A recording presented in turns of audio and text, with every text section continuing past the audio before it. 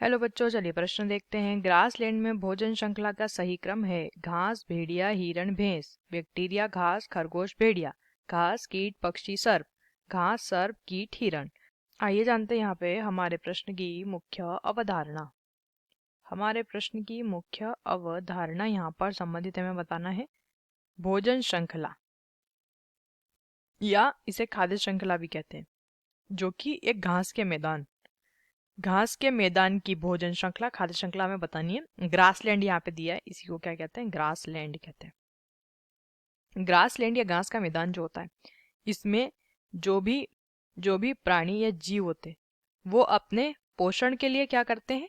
अन्य अन्य जीव या जीव भी हो सकते हैं, कोई पदार्थ भी हो सकते हैं, अन्य जीव या पदार्थ, या फिर भौतिक स्थिति पर अपने पोषण के लिए निर्भरता दर्शाते हैं। और ये निर्भरता दर्शाई जाती है एक एक श्रृंखला के द्वारा। तो ये श्रृंखला कैसे बनेगी? सबसे पहले यहाँ पे उत्पादक की तरह घास का मैदान है, तो घास के पौधे किसकी श्रेणी में आ जाते हैं? उत्पादक की श्रेणी में।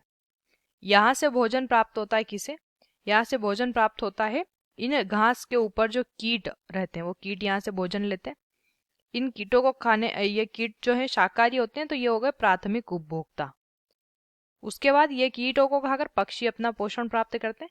क्योंकि पक्षी कीटों को खा रहा है तो मांसाहारी की श्रेणी में आ रहा है, तो ये हो जाता है द्वितीयक उपभोक्ता। अब इस पक्षी को खाने वाला होता है सर्प। अब ये सर्प जो है ये भी मांसाहारी है, ये तृतीयक उपभोक्ता हो जाता है। तो ये जो सही क्रम आप देख रहे हैं ये है विकल्प सी में। घास फिर दिया है भेड़िया। भेड़िया मांसाहारी होता है, तो ये प्राथमिक उपभोक्ता नहीं हो सकता है।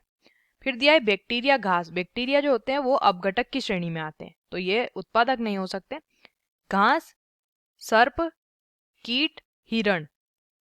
अब यहाँ पे आप देखेंगे दूसरे स्थान पर सर्प दे रखा है, तो सही उत्तर कौन सा हो जाता है? हमारा विकल्प सी। आशा करते हैं आपको इस प्रश्न का उत्तर समझ आया होगा। धन्यवाद।